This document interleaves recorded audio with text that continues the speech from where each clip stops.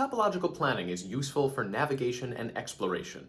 Homology-aware planning objectives can be used to constrain the routes an agent should take to get to a goal. For example, one might instruct an agent to reach a goal by traveling left around a building.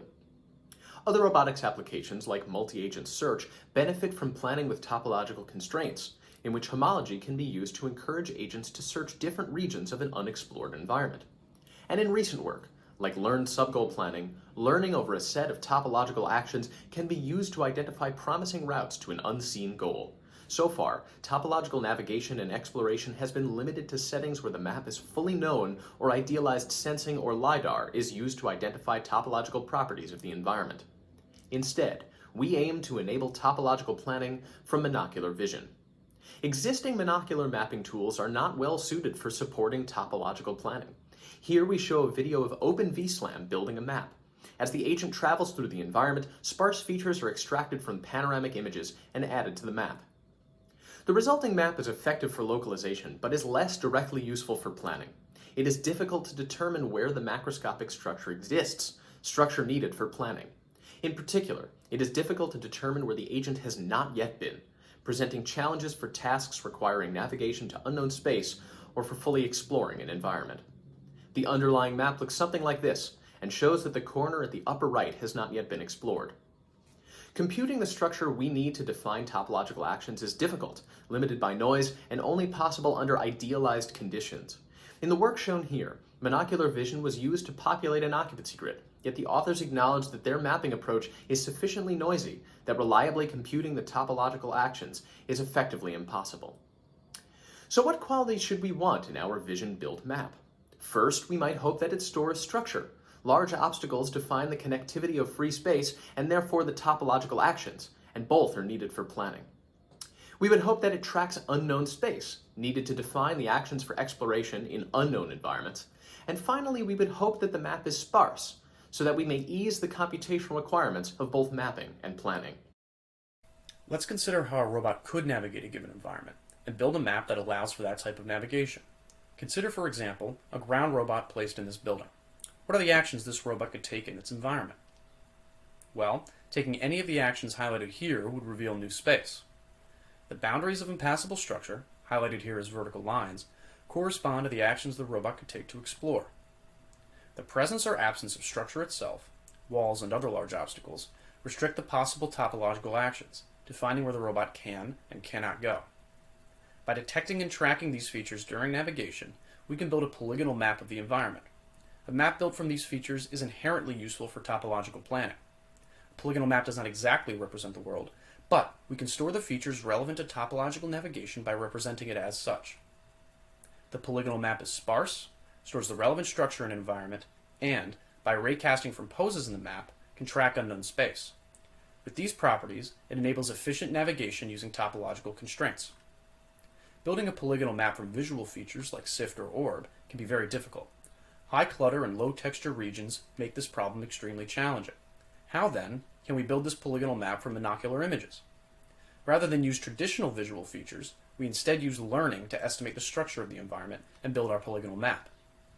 Using a convolutional neural network, we train our agent to predict the existence of structural vertices in our environment. The figure in the upper left shows a panoramic image from an example simulated environment. Below that, we see the output of the convolutional network, which predicts the presence of vertices in range bearing space.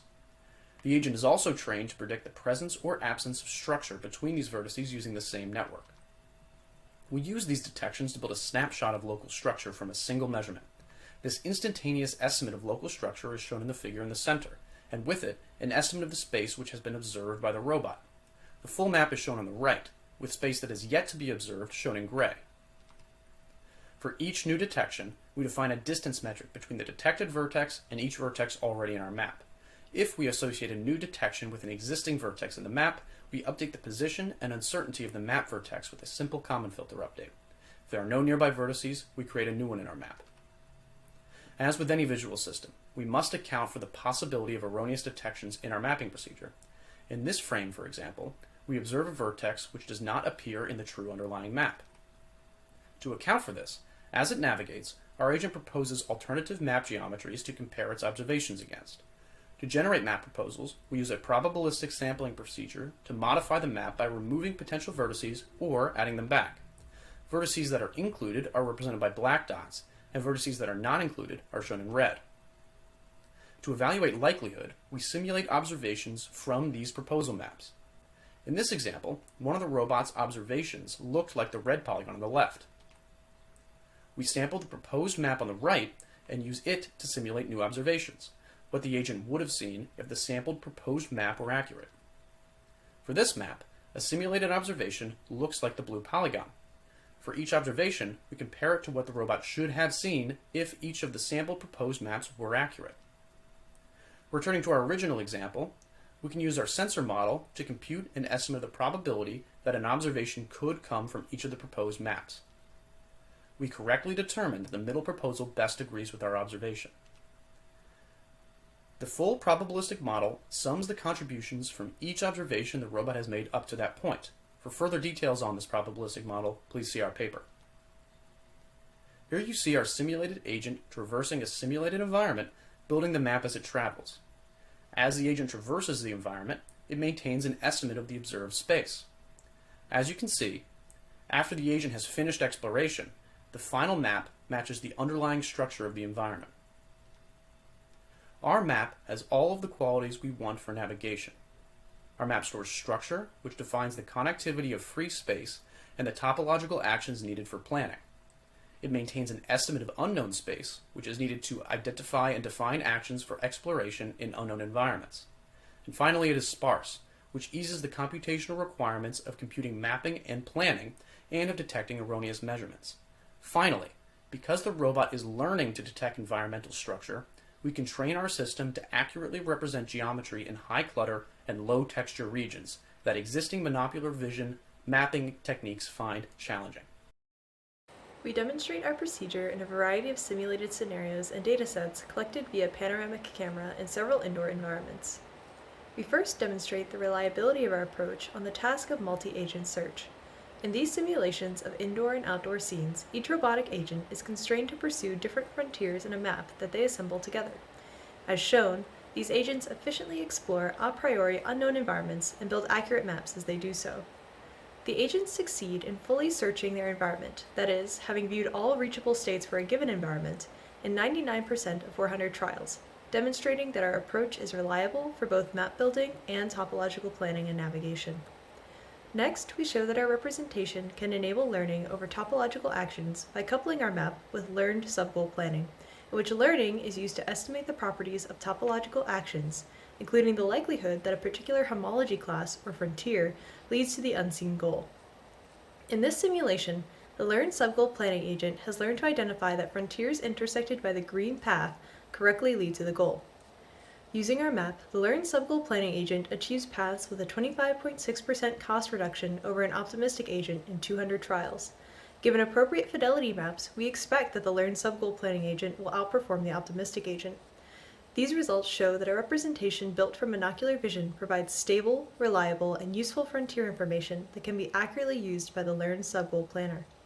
Finally, we show that our mapping procedure can be applied to real data. A teleoperated robot was driven around 3 buildings on MIT's campus. In the center, we show one of 11 trials conducted in building E52 and show that the agent successfully maps the portion of the environment that it explores. Of the 11 trials in this building, 10 trials build maps that accurately capture the 2-loop hallway, showing that our approach is reliable and repeatable. Moreover, the results on this data demonstrate the effectiveness of our noise rejection and map sampling procedure to identify the map that best explains the observations taken by the robot. In conclusion, through simulation and real-world experiments, we have demonstrated a novel mapping procedure to robustly enable topological planning and navigation using vision. In the future, we envision that our mapping procedure could be integrated with existing visual SLAM tools, enabling joint topological planning and localization from monocular visual input. For more details, please see our paper and contact us with any questions. Thank you.